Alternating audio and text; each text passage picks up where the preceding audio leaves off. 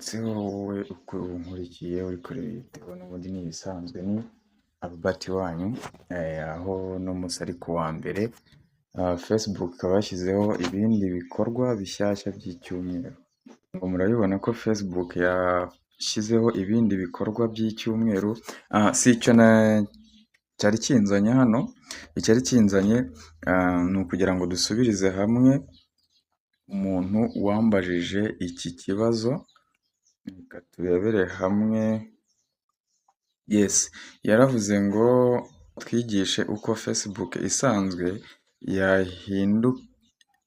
wayihindura ukayigira nka page ikajya iguhemba. So ni iki rero kiri kituzanye hano kuri Facebook, kugira ngo tubashe kumusubiza. Tudatinze rero, reka mberekere ku yindi account mfite. Iyi ni Facebook isanzwe y'uyu muntu. Urabona ko ni Facebook nta kintu, mbega ntiratera n'imbere kwanza, nta page ntaki, ariko tugiye kuyihindura tuyigire nka page y'ubwayo, ku buryo nagera igihe cya monetization azabasha kumonetiza Facebook content monetization. So ntatinze rero video kugira ngo itaba ndende ikabarambira, wowe injira muri Facebook yawe nkuko nanjye ubona nayinjiyemo. Numara kwinjiramo, nta kindi uri bukore, akanda hano kuri ubu burongo butatu, hano ku burongo butatu ahangaha, aha niho uri bukande, aho ubona ndi bukwereka niho uri bukande.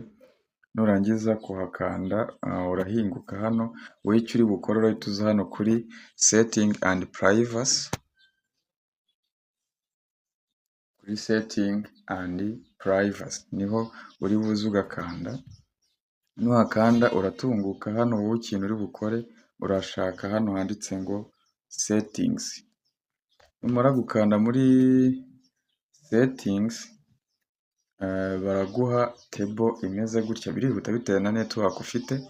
Wowe baraguha, urahinguka hano, wowe ikintu uri bushake uraza urebe iri jambo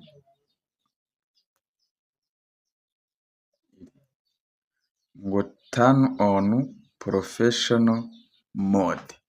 Uvuga ngo iri jambo niryo uri buze ugakandaho. Numara kurikandaho bakubwire ngo live up your profile with free tools. Ibi byose noneho wowe ikintu uri bukore uraza wemeza hano kuri update your profile. Nyine ura updating profile.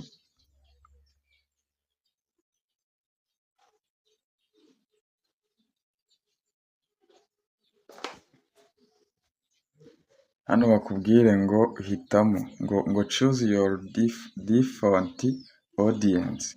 Urahitamo nyine ni bande bazareba ibikorwa byawe. So urahitamo hano kuri public kuko ni abantu bose. Uraza ukande next, ngo review selection. Ni ukuvuga ngo aha hantu hose ugomba kumenya neza ko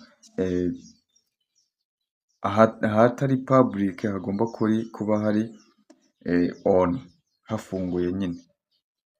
Bakavuga ngo how can see you people page and list flow.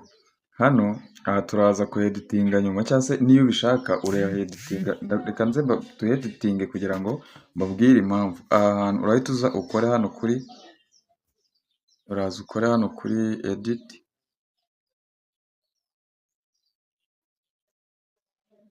Uraza ukora hano kuri edit mbere yuko ukora confirm. Ukore kuri edit. Noneho hano bahita bakubaza ngo how can see you future post. Ni bande bazareba poster zawe? Ni public. Uvuga ngo poster zawe ninde uzazireba? Nyine ni abantu bose. Noneho hano kuri ngo how can you store, ni bande bazareba twa dufite tw'udushoot? Ni abantu bose. Buri muntu wese ufite Facebook account akoresha agomba kubona iyo store yawe iyo washyizeho. Twakomeje kuri ngo how can see you ready, ni nyine ni nabo ni abantu bose. Aha naho ukamakinga sure neza ko hafunguye. Noneho munsi bakakubwira ngo how can comment on your public post. Bivuga ngo abantu bose bagomba gutanga gutanga comment kuri posta zawe. Ngo public profile information, ninde uzabona amakuru yawe ajyanye na profile yawe.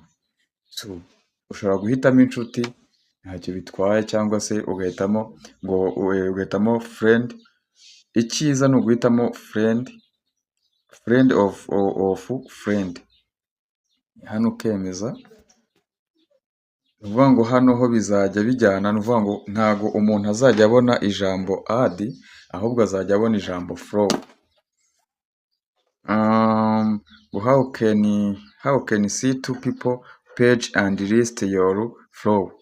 Aha naho ni ukuvuga ngo hano icyo ukora ni ukuvuga ngo how can see the people page and list your flow. Ninde uzabona followers, list y'abafollowers bawe bagukurikira. Ushaka wabigira inshuti zawe, wabigira friend exacting, uko ubishaka uremeza. Ushobora guhitamo ko ari wowe ugomba kubona abantu muri inshuti n'abantu bagufollowinze, urahitamo. Gusa njye ndabigira public ntacyo bintwaye. Hano naho hagomba kuba hafunguye. Bivuga ngo ugomba kumakinga sure ko utu tuntu twose uko natugusobanuriye twose turi nk'uko nabikubwiye. Numara kubona ko ariko biri, uraza ukande done. Default y'urugero ariyo yiyi ngo digital creator. Bivuga ngo nawe urongeraho izindi ebyiri zibura. Ushobora guhitamo wenda business. Njye nibyo ndi kwihitiramo, nawe uraza guhitamo ibyawe. Ugahitamo urahitamo ibyawe, nanjye ndi guhitamo ibyanjye. Photograph.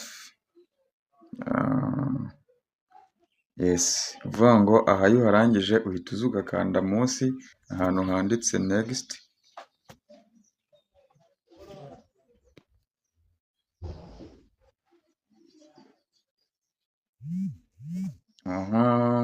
Hano barakubwira ngo you're ready to get going.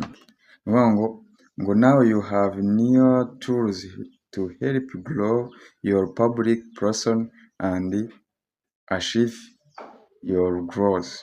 Bivuga ngo aha naho tugiye kuhuzuza mbere y'uko tujya muri dashboard. Uraza uhitemo hano kuri aka ka mbere, ugahitemo banza urebe se ni ibiki biriyo ubyuzuze.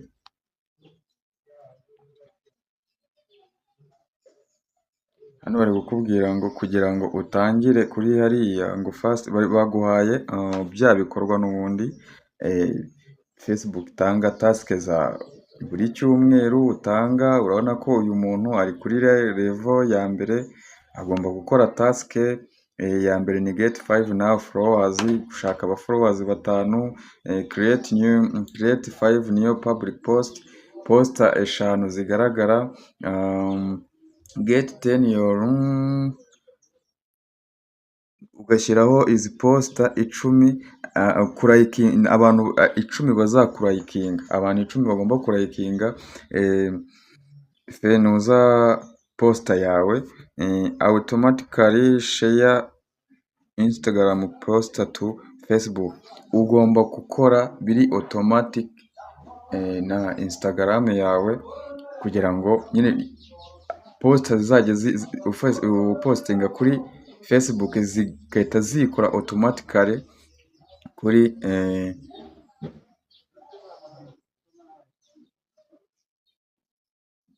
Facebook yawe. So rero iyi niyo etape.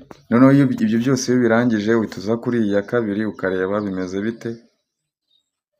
hano bari kukubwira ibyo byose ni ibikorwa uba ugomba gukora ukabirangiza, noneho iyo ubirangije uraza hano ngo see if you're eligible to run, ukareba nimba igihugu cyawe kiri muri eligible.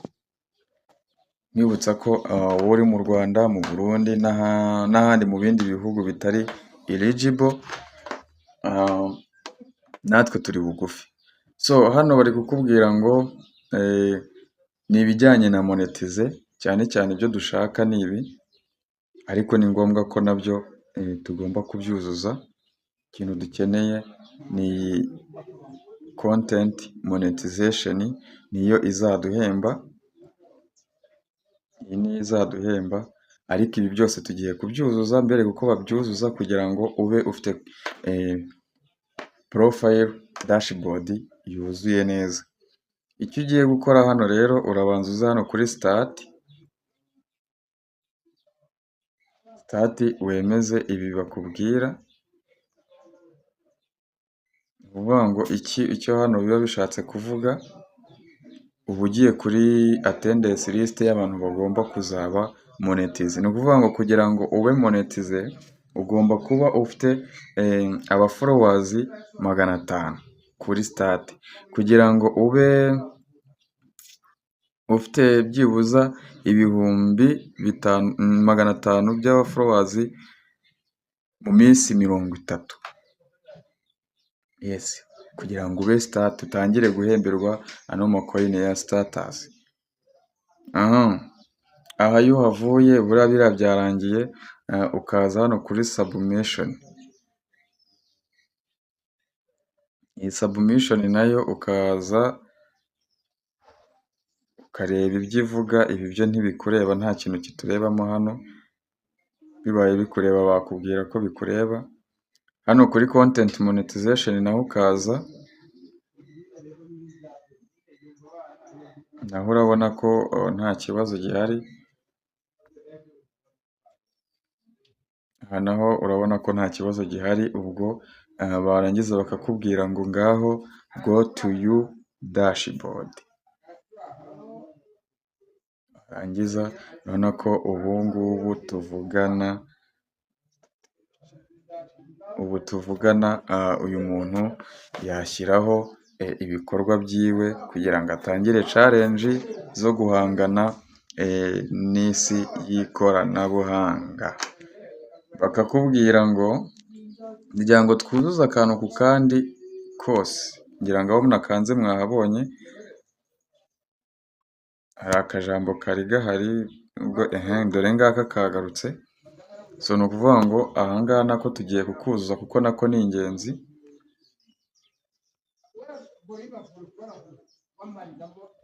Ni ukuvuga ngo ahangaha nako tugiye kukuzuza kuko nako ni ingenzi.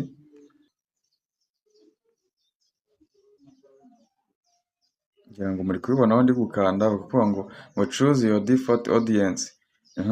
Ni iyihe audience ushaka?